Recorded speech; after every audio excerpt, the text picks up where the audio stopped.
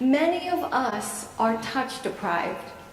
And I say us because the U.S. Bureau of Labor Statistics tells us that over half of the people in the United States are single. That is a lot of people who have limited access to touch in their lives.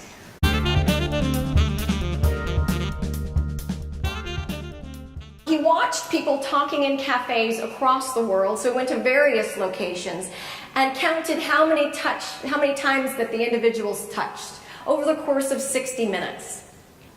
What would you guess the answer is for England?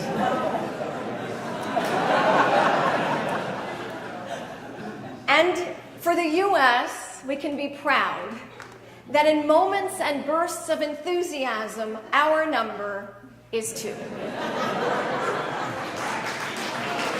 Be proud. What do you think that it is for France? Please call it out. 5? Maybe it's 15. Hi, I'm Jean Franzblau, and I'm the founder of Cuddle Sanctuary. Some people come to cuddling because they've had trauma around touch and they want to get close, but they just feel like they can't. So what a great opportunity to create really careful guidelines where no touch is required, and yet it's a welcome environment for it. I'm going to invite you, if you do not feel like doing this experiment, to just don't. In fact, I would say that observation and witnessing is participating. Are you agreeable to that? Okay. So here's what is going to happen. You're going to find somebody just right near you, behind you, in front of you, across the aisle. One is person number one. One person will say, may I practice this with you? May I give you a hug? And Brett will say, and I answer, thank you for taking care of yourself. And if you'll notice, there's an exclamation point. I say it with cheerfulness. I say it with gladness.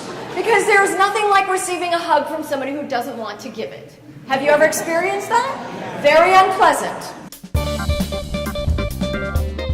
You can say, yes, I'll have a hug with you. I've just changed my mind. Or you can say, I'll do a long hug. You know what? I need a short hug. Thank you. And the other party will say, the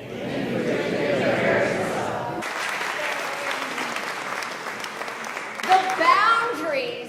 Having these fantastic boundaries in place creates some incredible moments. So this is a powerful experience, and not everybody had a terrific time. I want to acknowledge that. Some of you might be like, wow, that was awesome, and others of you are like, and now I feel horrible. For a variety of reasons.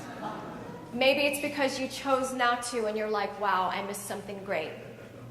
Or maybe you chose to and you said, wow, I said yes when I meant no. Thank you very much for acknowledging that for those who were like, This is one of the most challenging things in our group, and people, especially the first time they come to Cuddle Sanctuary, they say, wow, I don't know how to say no thank you. This is hard.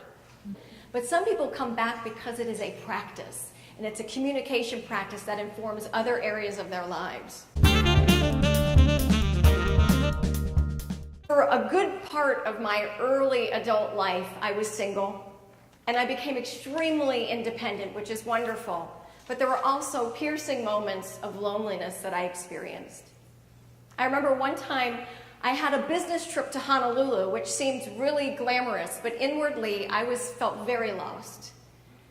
So much so that I found somebody. He was a military man who was on leave, and I took him hostage. I didn't realize it at the time, but in hindsight, that's what I was doing. I invited myself to join him for dinner. We had nothing to talk about at dinner. In fact, I was ignoring the fact that he was rude. So I ignored that because I had a goal, and I was going to meet my goal. And I finally lured him up to my hotel room. And I had sex with him. And then finally, this was my moment. I said, let's spoon. And he said, I won't do that. And I'm like, what? Like, excuse me? I've devoted 5.5 hours to this enterprise. And that's when I realized that I had some major needs for human touch that were not being fed, and that I had a belief that there was only one way for me to get it. I had heard about these events Cuddle get-togethers. And I became fascinated with them. And then when finally I found my first one and attended, I was absolutely hooked. Cuddle Sanctuary can be presented lecture style or as a structured workshop where students can bring a pillow and wear PJs and student proctors help run the event.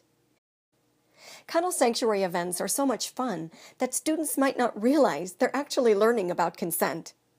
What I've learned as a leader of over 200 of these events is that we as human beings share so much in common, and when you create a place for people to be at their best, it's magic.